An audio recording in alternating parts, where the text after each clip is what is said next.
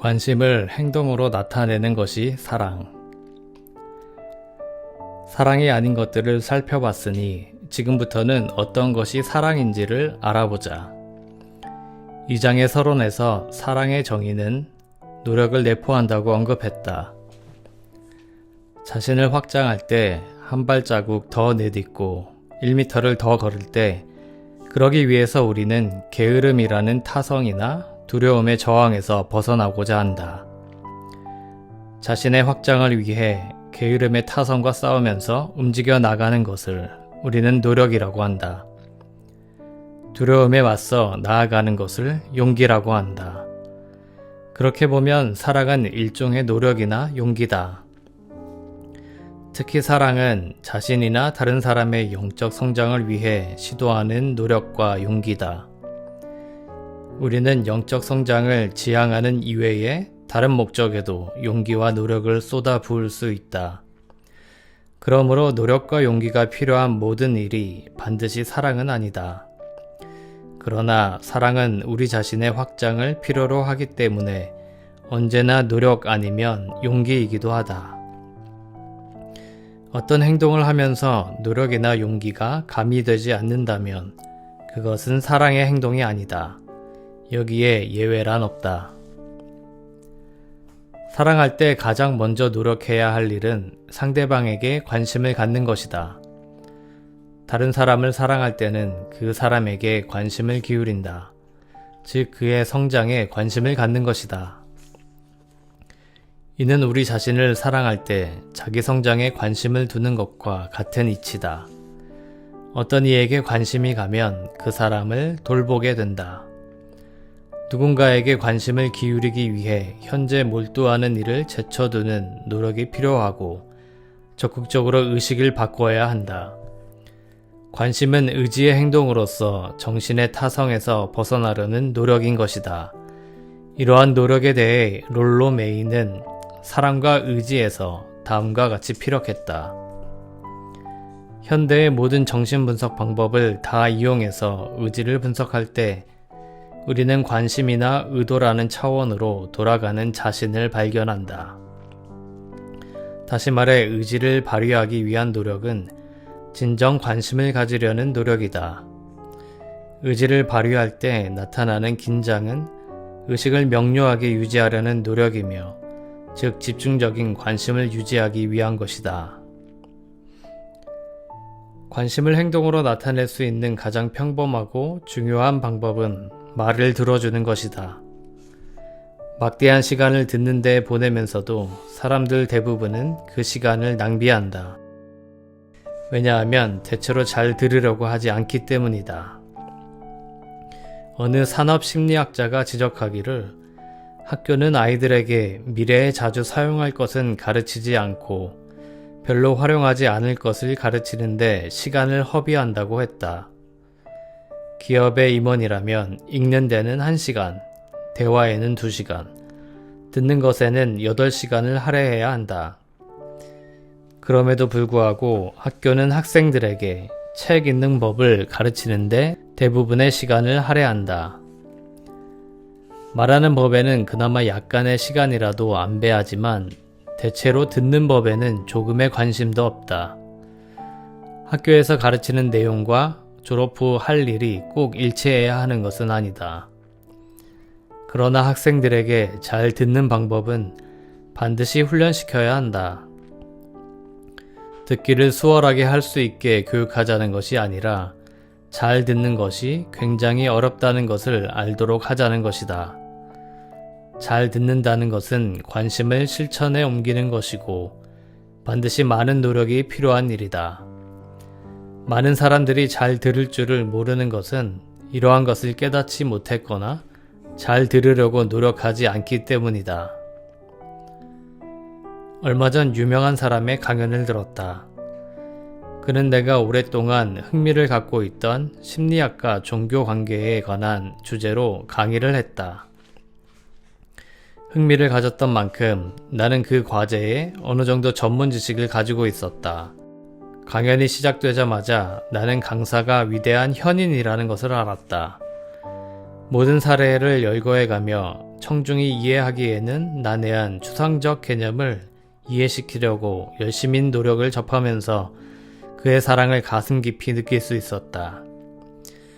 나도 강사의 열정에 부응해 최대한의 관심을 기울여 강연을 들었고 1시간 반 동안 줄곧 얼굴에서는 땀이 흘러내렸다. 냉방이 충분히 되어 있는 곳이었는데도 말이다. 강연이 끝나자 머리는 지끈지끈 아팠고 집중하느라 애써서 목은 뻣뻣해졌으며 완전히 힘이 빠져 녹초가 되어버렸다. 이 위대한 강사가 그날 얘기한 것 중 내가 이해한 것은 겨우 50%가 될까 말까한 정도였다. 그런데 그럼에도 불구하고 놀라운 것은 훌륭한 많은 식견을 얻었다는 것이다.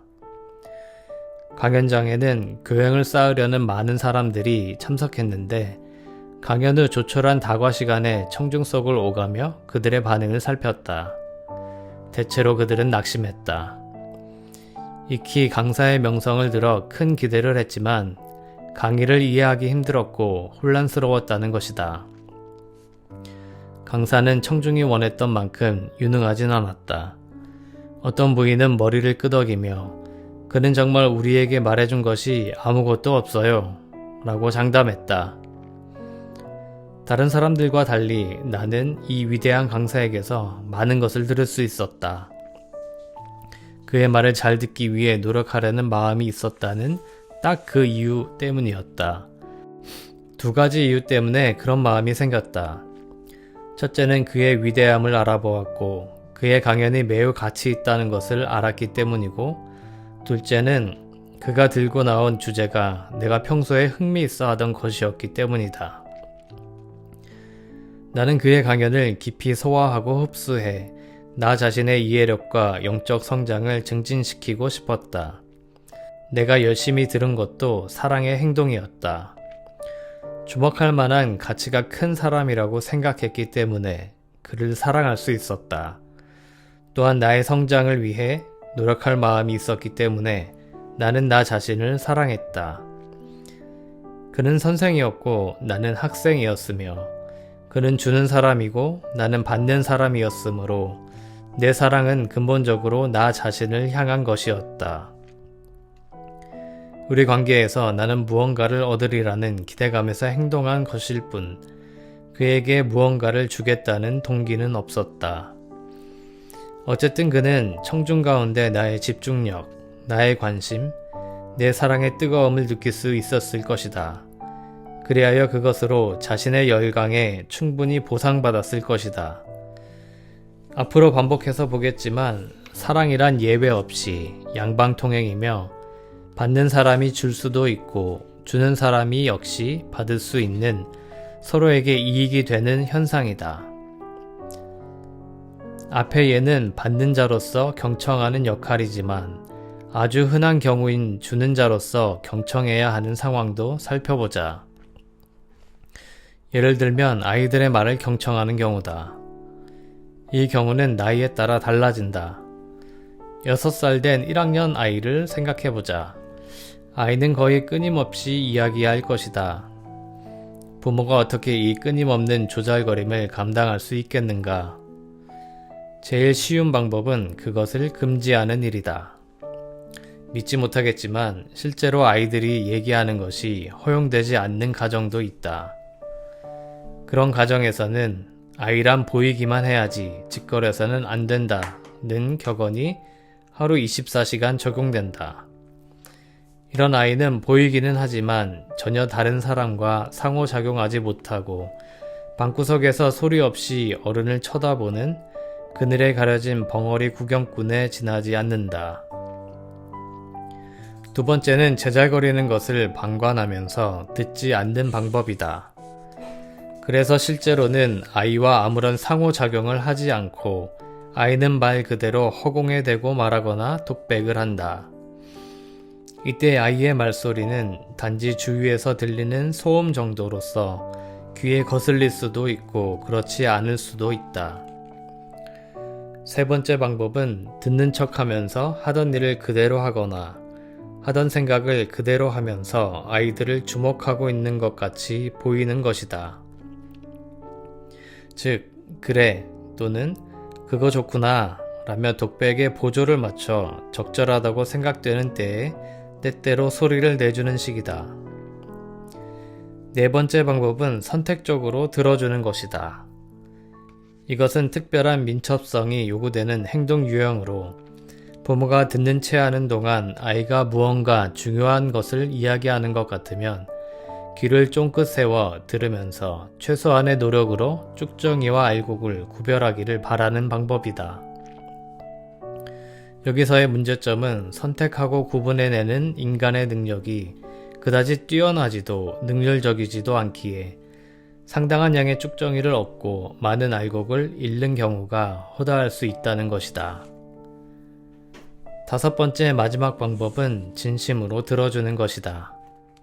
즉, 온 정신을 기울여 아이의 얘기를 듣고 말 한마디 한마디에 의미를 두어 모든 문장을 이해하려고 노력하는 것이다. 이러한 다섯 가지 방법은 뒤로 갈수록 점점 더 많은 노력을 요구한다. 그 중에서도 다섯 번째 방법은 비교적 노력이 덜한 다른 것들에 비해서 부모에게 엄청난 에너지를 요구한다. 부모에게 항상 다섯 번째를 따르고 언제나 진심으로 아이의 말을 들어주라고 권할 것이라고 생각했다면 여러분은 순진하다. 그렇지 않다. 첫째로 6살 난 아이는 말을 많이 하는 경향이 있다. 그러므로 부모가 항상 모든 것을 다 들어주려면 다른 일을 성취할 시간이 거의 없다. 둘째로 진심으로 듣는 데는 커다란 노력이 필요하다. 그러므로 부모가 너무 지쳐서 다른 일을 못할 수 있다. 끝으로 그것은 상상외로 지루하다. 사실 6살 아이의 조잘거리는 얘기는 대체로 지루하다. 그러므로 바람직한 것은 5가지 전부를 그때그때 균형 있게 맞추는 것이다. 때에 따라서는 아이들에게도 그만 말하라고 할 필요도 있다. 예를 들면 그들의 이야기가 다른 중요한 일에 몰두해야 하는 상황을 방해할 때, 다른 사람들에게 버릇없이 굴거나 적대감이나 우월감을 과시하려고 할 때가 그렇다. 흔히 6살짜리 아이들은 조잘거리는데 재미를 느껴서 조잘거린다. 그런 때에는 반드시 상대방의 반응이 필요한 것도 아니고 자신에게 이야기하는 것만으로 충분히 만족한다. 그러므로 그들을 주목해서 도와줄 것은 아무것도 없다. 그러나 어떤 때에는 혼자 중얼거리는 것으로 만족하지 않고 부모와 서로 대화하기를 바랄 때도 있다. 그런데 요구를 들어주는 척만 해도 충족될 때가 있다. 이런 때에 아이들이 상호작용을 통해서 얻으려는 것은 대화가 아니라 친밀감이다. 그래서 들어주는 척이 그들이 원하는 함께 있다는 느낌을 주기에 충분하기도 하다. 더욱이 때로는 아이들 스스로도 대화에 들락날락거리기를 좋아한다. 또한 그들도 단지 선택적으로 대화하고 있으므로 부모가 선택적으로 듣는 것을 이해하게 될 것이다. 아이들은 이것을 게임의 규칙이라고 생각한다. 그러므로 전체 이야기 중에서 6살 아이가 정말 제대로 들어주기를 바라는 것은 작은 부분에 지나지 않는다.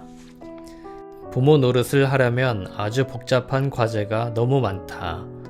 그중 하나가 아이의 변화무쌍한 요구에 적당한 태도로 반응하면서 완벽에 가깝게 듣고 안 듣고를 조정하는 능력을 지니는 것이다. 이것은 조화롭게 해내기가 무척 힘들다. 왜냐하면 이야기를 듣는 시간이 길지 않더라도 부모가 진심으로 듣는데 필요한 에너지를 쏟을 의사가 없거나 그럴 능력이 없기 때문이다. 아마도 대부분의 부모가 그럴 것이다. 어떤 부모는 듣는 척하고 있거나 기껏해야 선택적으로 들으면서도 진심으로 듣는다고 생각할 것이다. 그러나 이것은 자기 기만으로 스스로 게으름을 감추기 위해 짜놓은 속임수다. 정말 잘 들으려면 아무리 짧을지라도 굉장한 노력이 필요하기 때문이다. 우선 그것은 완전한 집중을 요구한다. 누군가의 말을 진심으로 들으면서 동시에 또 다른 일을 할 수는 없다. 만약 부모가 진심으로 아이의 얘기를 들으려면 다른 모든 일을 제쳐놓아야 한다. 진심으로 들으려면 그 시간을 오로지 아이에게만 바쳐야 한다. 즉, 그 시간은 아이의 시간이 되어야만 하는 것이다. 이때에 자신의 걱정거리와 전념하고 있는 일을 포함해 기꺼이 모든 것을 제쳐놓을 마음이 없다면 진심으로 들을 마음이 없는 것이다. 둘째로 6살짜리의 말에 완전히 집중하기 위해 필요한 노력은 어떤 위대한 강사의 강의를 듣는 데 필요한 노력보다 훨씬 더 크다. 아이들의 말은 들쭉날쭉해서 때로 서둘러 이야기하고 중간은 끊어버리는가 하면 또 반복하기도 하고 그래서 집중하기 어렵다. 또한 위대한 강사의 주제는 청중이 특별히 흥미있어 하는 것인 반면 아이들은 대체로 어른에게 별 흥미없는 것들을 이야기한다. 다시 말해 6살짜리의 이야기는 너무 재미없어서 집중해 듣기가 몇 배나 어렵다. 결과적으로 이 연령의 아이 말을 참으로 들어주려면 진정한 사랑에서 우러나온 노력이 필요하다. 부모에게 그럴 마음이 생기게 만드는 사랑이 없다면 행동으로 옮겨질 수 없을 것이다. 그런데 왜 그런 일을 해야 할까? 왜 우리는 6살짜리의 지루한 이야기에 온통 정신을 집중해서 들으려고 이 모든 노력을 해야 하는 걸까? 첫째로 그렇게 노력하는 마음은 당신이 아이를 존중하고 있음을 구체적으로 가장 잘 증명할 수 있다.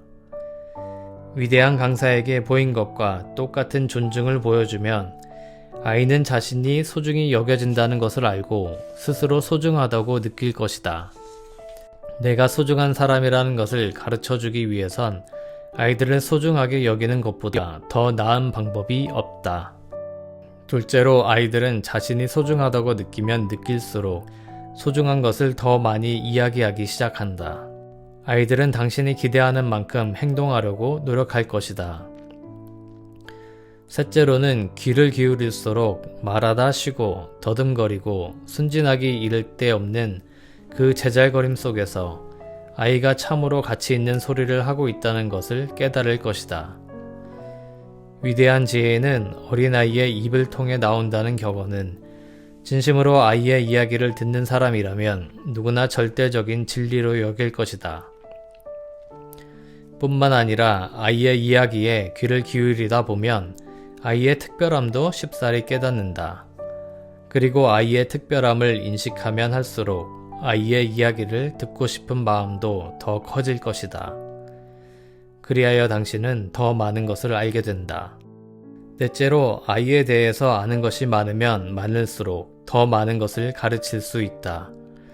아이에 대해 아는 것이 별로 없을 경우 미처 배울 준비가 안 된 것을 가르치거나 벌써 알고 어쩌면 당신보다 더 잘 이해하는 것을 가르치게 된다. 끝으로 당신이 소중하게 생각하고 자신의 특별한 점을 이해해 준다는 사실을 알게 되면 아이들은 기꺼이 당신 말에 순종하고 당신이 그들을 대한 것과 같은 존경을 돌려줄 것이다. 당신의 가르침이 그들의 특성에 적합한 것이면 아이들은 더욱 당신의 가르침을 열망하게 된다. 그리하여 배우면 배울수록 더욱 특별한 인간으로 성장하는 것이다. 이런 과정의 순환적인 성격을 파악했다면 제대로 아는 것이며 사랑의 상호성의 진리를 이해하는 것이다. 하강하는 악순환 대신 이것은 발달과 성장의 창조적 상승 순환이다. 즉, 존중이 존중을 창조하고 사랑이 사랑을 낳는다. 부모와 아이가 함께 앞을 향하여 더 빠르고 빠르게 사랑의 이인물을 주며 회전한다. 지금까지 6살 아이를 염두에 두고 이야기해왔다. 더 어리거나 더 큰 아이라 해도 들어주고 안 들어주는 것의 비율이 다를 뿐 그 과정은 근본적으로 똑같다. 나이가 어릴수록 아이의 의사전달은 더욱 비언어적인 형식을 취하지만 마찬가지로 완전히 집중해주는 시간이 필요하다. 딴 생각을 하면서 아이와 짝짝꿍을 잘할 수는 없다. 만약 반쯤 정신을 딴 데 팔면서 짝짝꿍을 한다면 반쯤은 정신이 딴 데 가 있는 산만한 아이를 갖게 될지도 모른다. 10대 아이들은 부모의 경청 시간이 6살짜리보다 시간상으로는 짧을지 모르나 질적으로는 더욱 귀 기울여 들어야만 한다. 그들은 목적 없이 제잘거리는 일은 훨씬 적지만 어렸을 때보다 더욱더 완전히 집중해서 들어줄 것을 원한다. 부모가 들어주기를 바라는 마음은 자라서도 결코 사라지지 않는다. 어떤 30대 능력 있는 전문직 남자는 낮은 자존감과 관련된 불안 증세 때문에 치료를 받게 되었다. 그 과정에서 그 역시 전문직 부모가 자기 이야기를 들으려 하지 않았던 그의 이야기는 들을 가치가 없고 중요하지 않다고 단정지었던 여러 경우를 떠올렸다. 이 중 가장 기억에 생생하고 괴로웠던 일은 22살 때의 일이었는데 당시 그는 센세이션을 불러일으킬 정도로 긴 논문을 써서 대학 졸업 때 우수상을 받았다. 아들에 대한 야망이 컸던 부모는 그의 수상을 매우 기뻐했다. 하지만 논문 한 부를 1년 내내 거실 한복판에 놔두고 부모에게 읽어주셨으면 좋겠습니다 라는 암시를 종종 주었지만 누구도 그럴 시간을 내지 않았다. 치료가 끝나갈 무렵에 그는 말했다.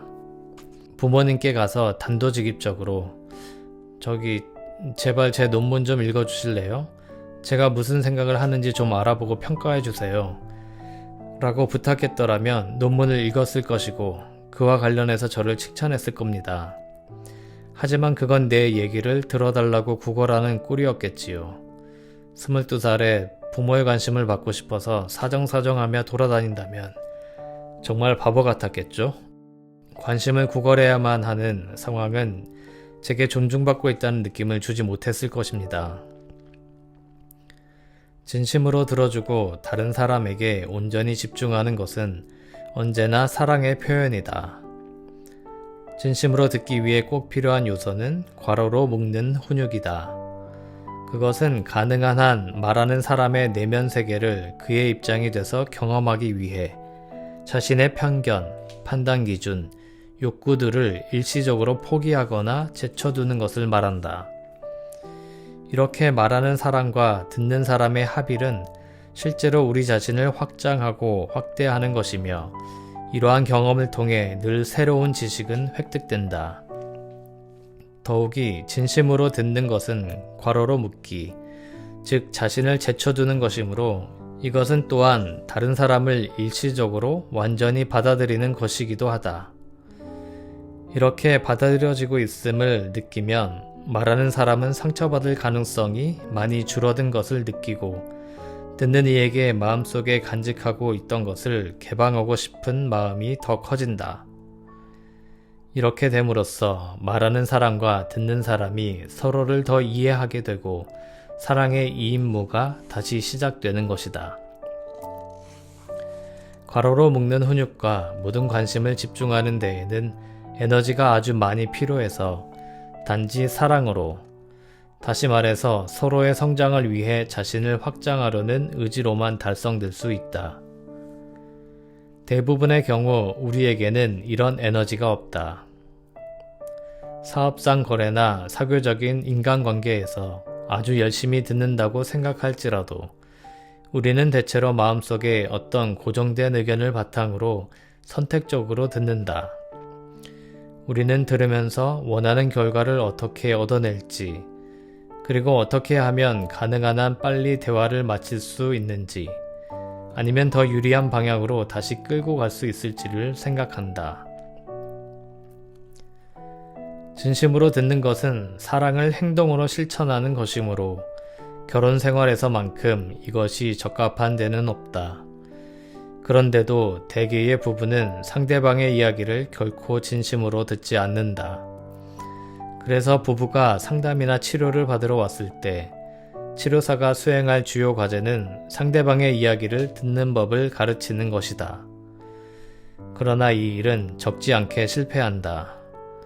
그들이 기꺼이 투자하려고 했던 에너지와 인내심보다 더 많은 것이 필요하기 때문이다. 상담하러 온 부부들은 처방 중에 시간을 정해놓고 대화하라는 것이 들어있으면 대체로 놀라고 심지어는 겁을 먹기도 한다. 그것은 멋없고 딱딱하고 어색한 느낌을 주는 것 같다. 그러나 가슴을 열고 대화하기 위해서는 특정한 시간과 조건이 갖추어져 있어야 한다. 운전하거나 요리하거나 피곤해서 잠이 필요할 때 또는 방해받기 쉬운 때나 서둘러야 할 때는 그런 대화를 할 수 없다. 낭만적으로 사랑에 빠지는 것에는 노력이 필요치 않다. 그러므로 많은 부부들은 대체로 진실하게 사랑하고 귀 기울이기 위해 노력하고 훈육하는 것을 감내하려 하지 않는다. 그러나 노력하면 막대한 기쁨을 누릴 수 있다. 진지하게 경청하는 것이 일상이 되자 한 배우자는 진정으로 기뻐하며 다른 배우자에게 거듭 말했다. 29회를 함께 살았지만 그런 면이 있다니 당신을 제대로 알지 못했군요. 이렇게 되면 비로소 부부의 결혼 생활에 성장이 시작된 것이다. 진심으로 듣는 능력은 연습을 하면 차츰차츰 향상된다. 그러나 노력 없이는 불가능하다. 그래서 훌륭한 정신과 의사에게 가장 필수적인 것은 진심으로 듣는 능력이다. 그런데도 50분의 상담 시간 중 6번 정도는 환자가 무엇을 얘기하는지 진심으로 듣는 것에 실패한다. 어떤 때는 환자가 얘기하는 줄거리를 전체적으로 다 놓치는 때도 있다. 그럴 땐 미안합니다. 잠시 딴 생각을 하고 있었나 봐요. 제대로 듣지를 못했는데 지금 얘기한 것을 다시 말씀해 주시겠습니까? 라고 말해야만 하는 경우도 있다. 흥미로운 것은 보통 이럴 땐 환자들이 화를 내지 않는다는 것이다. 오히려 그들은 내가 진심으로 귀를 기울이지 않은 실수에 예민한 것이 바로 진심으로 듣는데 절대적인 요소라는 것을 직감적으로 아는 것 같다. 또 산만함을 고백하는 건 다른 모든 시간 동안에는 진심으로 들었다는 것을 재확인하는 것이기도 하다. 대체로 누군가 진심으로 자기 말을 들어준다는 그 자체만으로 자연스럽게 놀라운 치료 효과가 나온다. 환자가 어른이든 아이든 상관없이 수많은 상담 사례들 중 4분의 1은 문제의 근본 이유가 밝혀지지 않았거나 중요한 분석을 할 수 없는 경우다. 그런 경우에도 처음 몇 달간은 상당하고 극적인 진전을 보인다. 여기에는 여러 가지 이유가 있겠지만 그 중에서도 가장 중요한 것은 의사가 자기 말을 진심으로 듣고 있음을 직감하기 때문이라고 생각한다. 이런 환자 중에는 몇 년 만에 처음으로 누가 진심으로 자기 말을 들어주었다거나 또는 생전 처음 그런 경험을 했다는 사람도 있다. 듣는 것이 현재 관심의 가장 중요한 표현 방법이긴 하지만 대부분 사랑하는 사이에는 다른 표현 방법도 필요하다. 특히 아이들과의 관계에서는 더 그렇다. 방법은 아주 다양하다. 그중 하나는 게임을 하고 노는 것이다. 갓난아이와는 짝짝꿍이나 깍꿍을 할 수 있을 것이고 6살 아이와는 요술놀이나 낚시나 숨바꼭질을 12살 아이와는 배드민턴과 카드놀이를 하는 식이다. 어린아이에게 책을 읽어주는 것은 더 큰 아이들의 숙제를 도와주는 것과 마찬가지로 관심을 보이는 행동이 된다. 가족 활동도 중요하다. 영화, 소풍, 드라이브, 여행, 박람회, 축제에 함께 갈 수 있다. 관심을 기울이는 것 중에는 순전히 아이를 위해 봉사하는 것도 포함된다. 4살 아이를 해변에 앉아 보살피는 것, 10살 안팎의 아이를 위해 끝없이 차로 데리고 다니는 것이 그것이다. 그런데 이렇게 돌보는 모든 형태의 공통점은 이야기를 듣는 것과 마찬가지로 아이와 시간을 함께 보낸다는 것이다. 기본적으로 관심을 갖는다는 것은 시간을 함께 보낸다는 말이다. 관심의 질은 함께 있는 동안 얼마나 집중했는가에 비례한다. 이러한 활동을 하면서 아이들과 보내는 시간을 잘 활용하면 부모는 아이를 관찰할 수 있는 무수한 기회를 얻고 아이의 상태를 더 잘 알 수 있을 것이다. 놀이에서 졌을 때 승복하는 태도가 어떤지, 어떻게 숙제를 하며 어떻게 배우고 무엇에 흥미를 가지며 또 무엇에 흥미가 없는지, 어떤 때에 용감하고 어떤 때에 두려워하는지 등을 관찰할 수 있다.